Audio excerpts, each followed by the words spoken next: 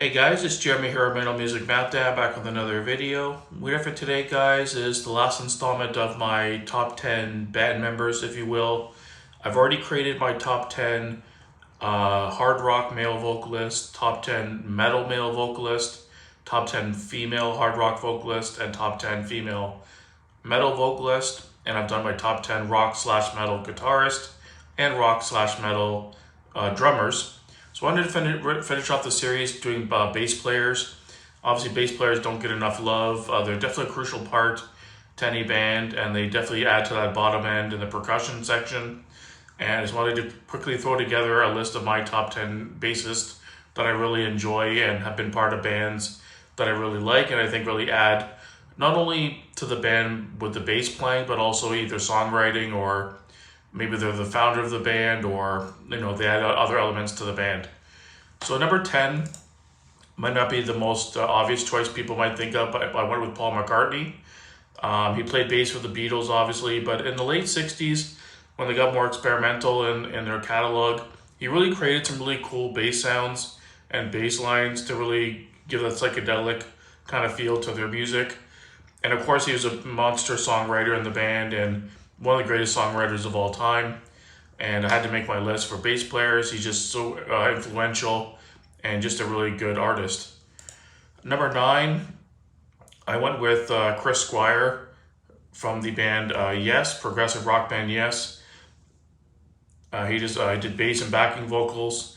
He was the longest surviving member in the band. Love Yes, very cool band, a lot of interesting sounds. And of course, Chris Squire is a master bass player and added a lot of dimension to their music and was one of the prog rock guys who really came to my mind right away. At number 8, I went with Robert Trujillo. I'm not sure how to pronounce it, sorry. Of course, currently of Metallica. I really like Rob's playing. He's just loves, you can tell he loves music, really gets into the performance. He does that trademark low to the ground kind of stomp thing he does. And he's played in Metallica for a little while now. He was also in Suicidal Tendencies. He played for Black Label Society briefly, Jerry Cantrell, Ozzy Osbourne. So he's been around. He's been around for a long time. Really good bass player. Plays with his fingers. Kind of reminds me of the newer version of Cliff Burton, but in my opinion, not quite as good. But really good bass player and adds a lot to any bands. And, if you can lock down a job with Metallica, you're doing something right. At number 7, I went with a kind of a more obvious choice, John Paul Jones of Led Zeppelin.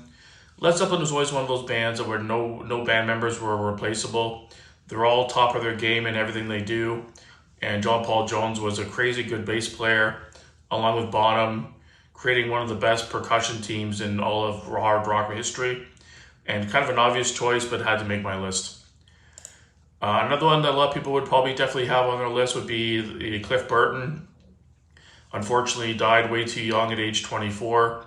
But Cliff was just a neoclassical trained, played with his fingers, really quick playing, played the guitar almost like a lead guitar instrument. Like he played it, like I said, he was trained neoclassically, but the way he played was just like made it look effortless and so much talent.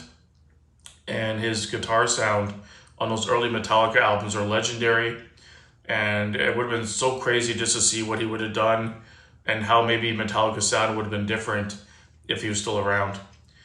I almost put Jason Newsted on the band. I almost had all 3 bassists from Metallica. I really love Jason. I think he's a super underrated bass player. He's really good at what he does. But he's just been kind of inactive for so long now. I haven't really heard him anything in like 10 or 15 years. So that's why I didn't include him on the list. But I wanted you to cover a quick shout out to Jason.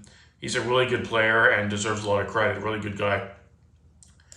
At number 5, I went with Geddy Lee, of course.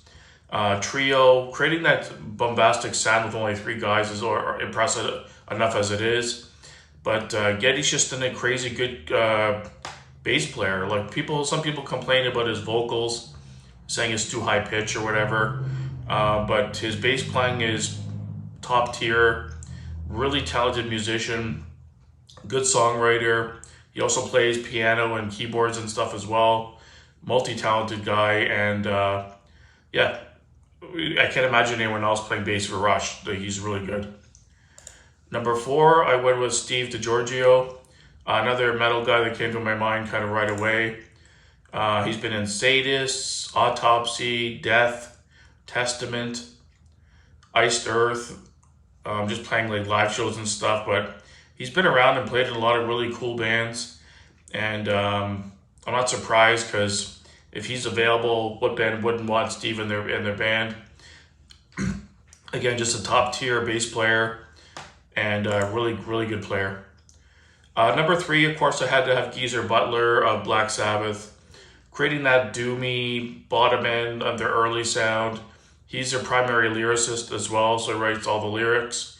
And just a really good bass player. Like, Sabbath wouldn't have their sound like they do without combining him and Bill Ward together on that percussion team. And he's a legend, and plays in the pocket. Doesn't do anything too crazy on the bass, but he's a big factor of creating the Black Sabbath sound for sure. And number 2, I went with my boy Lemmy. Lemmy is God. He's so badass. You know, the Rickenbacker bass, traditional Lemmy style. Of course, sings vocals for Motorhead. And yeah, he created just a really cool sound with this Rickenbacker bass. Again, another guy who played it more like a lead guitar, not so much just the kind of basic notes on the bottom end. He really created a lot of rhythms and undertones with his bass. And another guy who instantly came to my mind, not only for his bass playing, but just for his like rock and roll persona and being such a great frontman for such a legendary band. He had to make the list. And number 1 instantly for me had to be Steve Harris, the founder of Iron Maiden, one of the biggest bands in metal history.